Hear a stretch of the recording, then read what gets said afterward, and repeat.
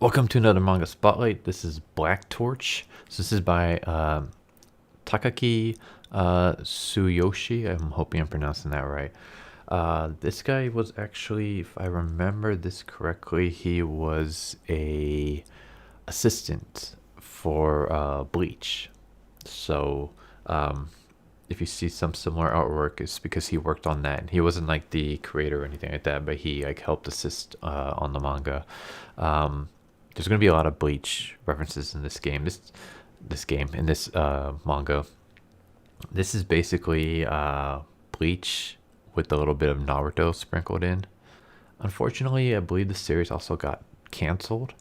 So yeah, it says right here, publication status completed. There's only 13 chapters on here, which you can't read because it's been officially licensed. I'm just having this up so you can see this information. But I believe 20 chapters were released.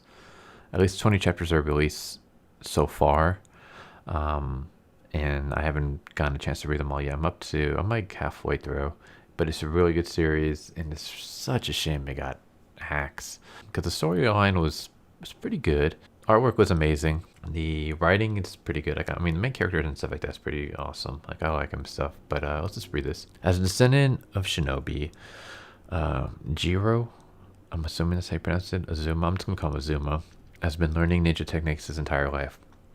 But in addition to that, he also has the ability to talk to animals, which this ability plays a big part in the first chapter, and then it's like this ability just completely disappears.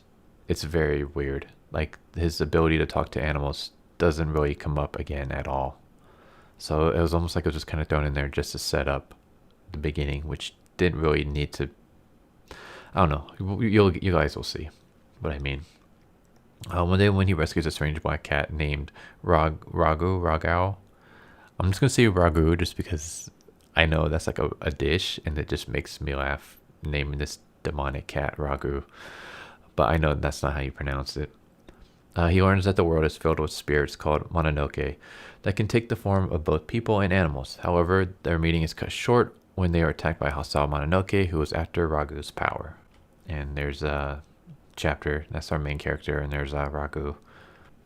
So yeah, we start off with basically Azuma talking to animals, and he's talking to this dog. And this dog was basically, it's funny because like this dog is almost like his mother figure in flashbacks.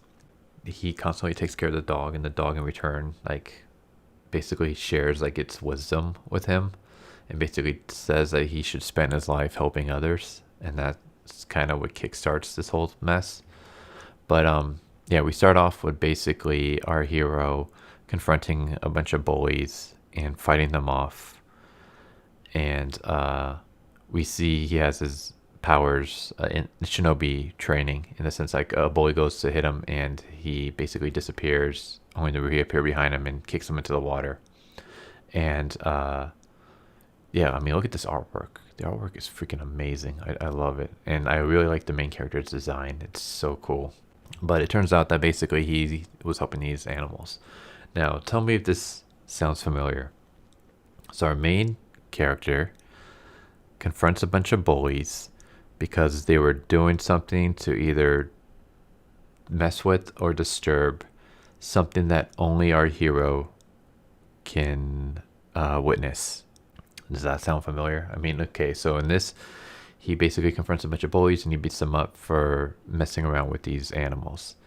In Bleach, Ichigo confronts bullies and beats them up because they were messing with the shrine of a dead girl that only he can see. So yeah, a lot of Bleach similarities right off the bat. So then he goes home where basically his grandfather kind of rags on him for using his shinobi training to fight bullies and basically get into fights, and it's kind of like a dishonor on him. So the grandpa basically is the one that raised Azuma, and the grandpa is like a shinobi master as well. And I'm just basically skip some stuff. So later that night, Azuma basically gets called from the crow that he had saved earlier, and the crow informs him that there's this wounded cat out in the woods. So Azuma goes, and that's where he meets Ragou, who, as we can already guess, is more than he appears to be. I thought this was kind of funny. So Ragou is kind of like insulting our hero, and our hero's like, "Who's the idiot? I'll fuck you up." And then the cat's expression is like, "Oh shit, this guy can actually understand me." I don't know why, that just made me laugh.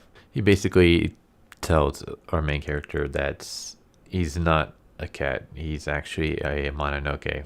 And he basically informs Azuma that, mononoke are basically demons. They can take on the form of animals or humans, blah blah blah blah blah. Just basically like exposition. Anyways, later that night, he decides to sneak out because he doesn't want to put Azuma into any more trouble. So he's technically like a good demon. But Azuma's not having any of it. Like, he knows that the cat's so injured. And because of the dog that I mentioned earlier, Azuma's one of those where it's like, I have to help people. And obviously you need help because you're still not fully healed. But as they're in the midst of their talk, another Mononoke shows up. Apparently Ragou is being kind of chased by all these other Mononokes that want him for some reason, which we'll find out later. I'm not going to spoil what it is, but yeah, they want him. I thought this was kind of funny. Our main character, hey shitface, what gives you the right to barge into other people's homes? Like, the main character is cool. Like, he's basically Ichigo. So I mean, if you like Ichigo, you're gonna like this character. This is straight up like pretty much just almost beat for beat like a rip off of Bleach. Ragou runs off into the woods. Mononoke chases after them, and then Azuma chases after both of them, and he interrupts their fight. And like, the art is really great in this, but what I meant to say is the fighting art scenes are really good. Like, the fight scenes are fantastically drawn out. And I mean, just look at this. This is pretty cool. Like, this isn't an actual fight, but like, once things are actually in motion, like, the fight scenes themselves are really, really good. The two try to team up to take on this demon, but one is a human and the other one is injured. So they basically get stomped, and our hero gets stabbed and basically murdered, except doesn't necessarily die yet, because as he's about to die, Ragou is like, you know what, I owe you a debt, so I'm going to repay it. I'm going to give you my life. It's weird how he says I'm going to give you my life, because it seems like that means I'm going to sacrifice myself to save you. But rather, instead of that, he just fuses with him. So he basically pulls a QB Naruto, where he just basically fuses into Azuma. And now Azuma has these Mononoke powers. So again, more from Bleach in the sense that, our hero gets attacked at night by these demons that he's never seen before. He gets his butt kicked. But then one of the other supernatural creatures, Rukio in Bleach, Ragou in this series, decides, you know what, I'm going to give you my power so that you can survive and fight off this demon, which he does. And yeah, he basically, like, I love this right here. Like, this ability reminds me so much of I forgot what it's called, but the hair punch in Bayonetta video game series. But again, like, I fucking love this art. Like, that top panel is just so badass looking, and you get a lot of that in this series. But yeah, he kills the demon, and then we get introduced to some other characters. So this character is Ichika, and she's basically the Sakura character.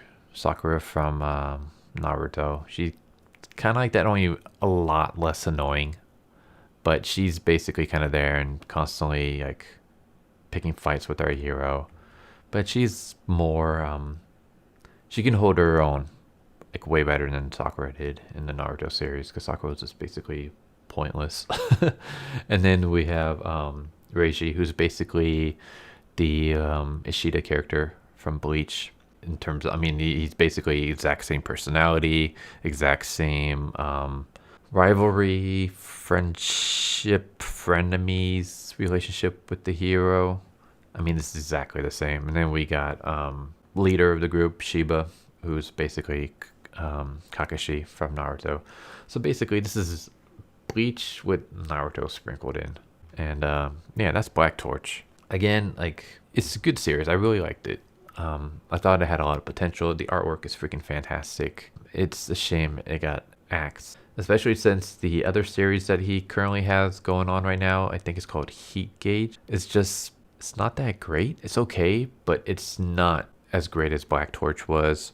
He also has another, it was a one shot called Freaks, which looks like it has so much potential, but it looks like it's gonna be one of those worst is forever one shot, which sucks. But it's a shame that this got axed because, like, I said this in numerous comic book and manga reviews, but I love like demon hunting genre, like where you have like our main characters basically go around hunt demons or monsters. Like I love that kind of stuff. So this is like right up my alley, and it's a shame that it ended before it could really take off. It might have helped if it just didn't borrow so much from Bleach in Naruto. Like, especially Bleach. It borrows way too much from Bleach. It is what it is. But yeah, I hope you guys enjoyed. Please tell me what you guys think. If you guys have any recommendations, leave them down below and I'll check them out. But I hope you guys enjoyed, and I hope to see you guys next time. Later.